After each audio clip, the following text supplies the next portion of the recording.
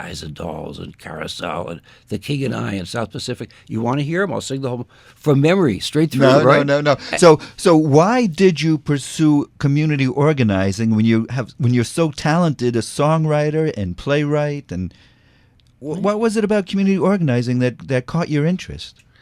Well, I was lucky enough to be part of the Southern Civil Rights Movement. I was raised by parents who were very racially conscious. It's so interesting the extent to which, in the Southern Civil Rights Movement, there was many civil rights organizations. SNCC, the Student Nonviolent Coordinating Committee, the Congress of Racial Equality, CORE, the NAACP.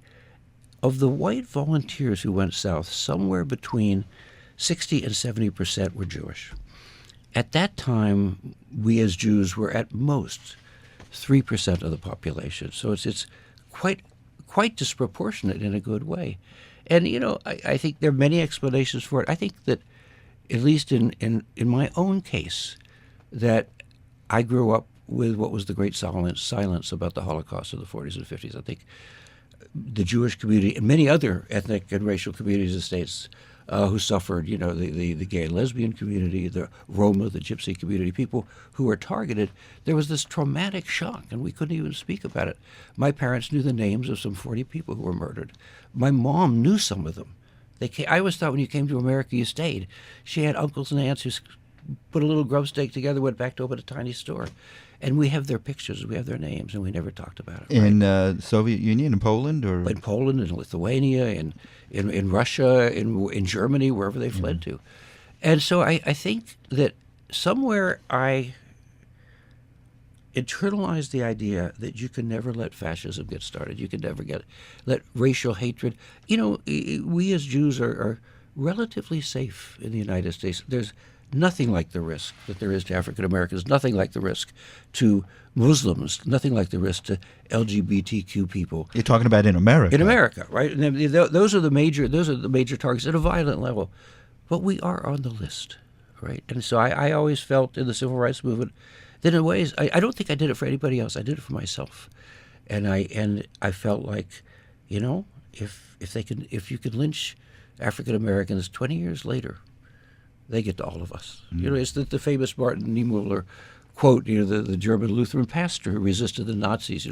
First that I can't do it exactly, but first they came for the communists, but I wasn't a communist. And in the end, they've come for everybody, and there's nobody left. It's my impression. I try not to be too political, but electing Donald Trump as president seems like we took a few steps back. Oh, I'm not a political person. I don't have any opinions about the election. No, absolutely not. But I do have a song about it. It's, I'm an environmentalist. Okay. But what I recycle primarily are songs. Okay. Do you know how many songs like thrown in the trash? It's hugely millions. Electrons screaming, dying. So this song is recycled from 1984. Who remembers who got elected in 1984? Oh, it was Ronald Reagan? Yeah. Okay. So John McCutcheon, best the hero. male. Ronald Reagan is a hero to the Republican Party, right? Well, you know what? He's looking better and better. So John and I were really irritated. That's one word. Oh, John McCutcheon. Yeah, John McCutcheon. Okay. So we just wrote up a whole bunch of songs. We did what we called the Signs of the Times tour. We worked with Susan Freundlich, wonderful American Sign Language interpreter, an artist. And we worked with the theater director, Linda Paris Bailey, of the Carpetbag Theaters, an African-American theater in Knoxville, Tennessee. And we put together a stage show. We toured for 3 years. And this is one of the songs from the show. You can insert the name, because I don't name the president. You can insert whatever name you like. Here's Kahn. Not only has politics sunk to a new low in this country, so is my voice. Oh, no. I think you sound good. Oh, no, thank you, but I remember what I used to sing it in, I automatically capo to, that I have to drop down. Yeah. Okay. The president stepped off the silver screen. He said, "People, put your lives here in my hands. We can turn our country's honor white again and let the sulfur smoke of progress fill our land. 'Cause we've got government on horseback again. Oh, you have to say yeehaw or you. Okay, we have a chorus here. All right, here we go. All right. Because we've got government on horseback again. And you have to sing too. You're a trained professional, Ed Trickett. Come on now. You're sounding like a folk musician now. Sing along. Hey, look, my cousin Jack Kahn, he's a professional husband. He does the high holiday services in Columbus, Georgia. He's singing, you're singing. Okay. All right. Because we've got government on horseback again. Back to the days when congressmen were men. We can make it on our own, running on testosterone. It's government on horseback again. Help me give our land a golden goose. Turn our native corporations loose. That's relevant now. High voltage lines will go the extra mile. Now it's power to the people, nuclear style. 'Cause we've got government on horseback again. Oh, harmony, yeah. Back to the days when congressmen were men. We can make it on our own, running on testosterone. It's government on horseback again. Blow out the lamp beside the golden door. We don't need cheap foreign labor anymore.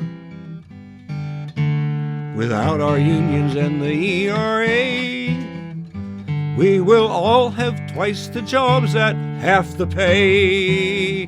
'Cause we've got government on horseback again. Back to the days when congressmen were men. We can make it on our own, running on testosterone. It's government on horseback again. Back again. Back again. Back again. Back again. We've got government on horseback again. It's back to home for mommies. I'm the hell out of the commies. It's government on horseback again. Yes, Cy Kahn, live in the WLRN studio. It's sad how you could revive that song. Oh, yeah, but the royalties make up for it. Yeah. Yeah. Well, but you're not. You weren't discouraged this past week. I mean, did your spirit hurt at all, or did you lose any faith? To be clear, I think it's one of the worst moments in the history of our country. I think it's shameful. I think it's disgraceful. I think it bodes nothing but evil. And I do think it's not Nazi Germany, but it is the revival of a type of fascism. And it's going to mean that it's just the early moves of the new administration is absolutely clear that their goal is to dismantle government. They're going to get rid of the Environmental Protection Agency. They announced that they're going to get rid of Medicare. Get rid of Medicare. They're going to get rid of Medicaid. They're going to turn the corporation. They want to privatize everything. A dozen years ago, my very long-time partner and spouse, Elizabeth Minnick, public philosopher, feminist educator, we wrote a book together called The Fox in the Henhouse, How Privatization Threatens Democracy. And we said, watch out, because the corporations actually want it all. They want to control everything, and they are going to go after everything that is public. Their goal is to take it over. And not only does that have an economic impact when everything is private. Actually, I wrote a song that says, when everything is private, where does freedom stand? There is no place to gather. If you wear the wrong political T-shirt in a shopping mall, they can arrest you because that's private property, and you don't have freedom of speech on private property. I wish that the book had been a total failure because it proved to be totally untrue. I think this is the most profound crisis that our country, and in fact the world, has faced in my lifetime. I'm not going to talk beyond that. I think the rise of the right in Europe and in other parts of the world is frightening and in some ways coordinated and reinforces each other. Marine Le Pen in France, the leader of the French right wing, who has a chance of becoming the president of France, was jubilant, as were other authoritarian forces. So I think the answer is no, I was devastated by it. On the other hand, I've been an organizer for over 50 years. And what I believe, and you suffer loss after loss, and you get up the next morning, you say, what do we do now? And I got up Wednesday morning, heartbroken and furious. And I started making calls to people involved in the fight to protect Bristol Bay saying, okay, the game plan has changed. What do we do today?